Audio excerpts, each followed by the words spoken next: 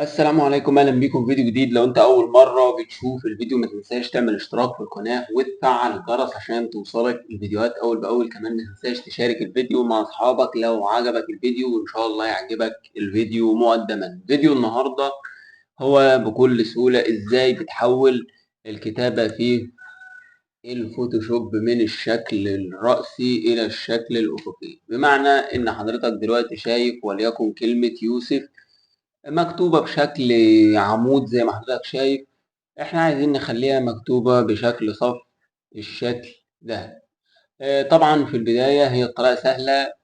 الخطوة دي بتتم بطريقة، لو الكتابة عندك جاهزة بتبدأ إن حضرتك تيجي مثلا على النص اللي أنت عايز تحوله وتعمل عليه دبل كليك مثلا بحيث إن أنت تفعل الكتابة وتحددها بالشكل ده. بتيجي على حاجة اسمها طيب من فوق هنا. بعد كده بتختار حاجة اسمها اورينتيشن هنا هو مفعلها لك هوريزونتال، انت بتختارها فيرتيكال بالشكل ده. طبعا هو حولها معاك بدون اي مشاكل. لو جيت ان حضرتك تصغر من هنا هتلاقي الكتابة صغرت معاك. يعني لو جيت مثلا تدي ده حجم 50 بالشكل اللي حضرتك شايفه ده، بدأت إنها تظهر معاك بدون أي مشاكل.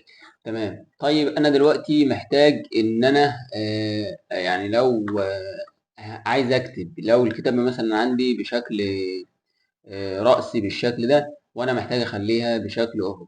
طبعا لو جيت تضغط على علامة التكست من هنا هو كده كده بيجيب لك الوضع اللي هو متفعل بيه. تمام. فأنت هتضغط على تكست من هنا بكليك شمال كده وتبدأ ضغطة طويلة. تمام. بعد كده بختار لك نوع الكتابة اللي موجود معاك، سواء كانت بقى عمودية أو رأسية.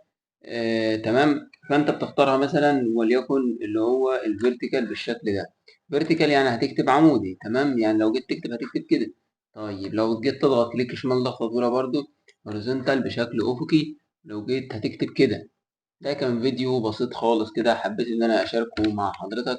اتمنى يكون عجبك الفيديو، وحابب اوصيك بالاشتراك في القناة وتفعيل الجرس عشان توصلك الفيديوهات اول باول. وشكرا ليك على المشاهدة.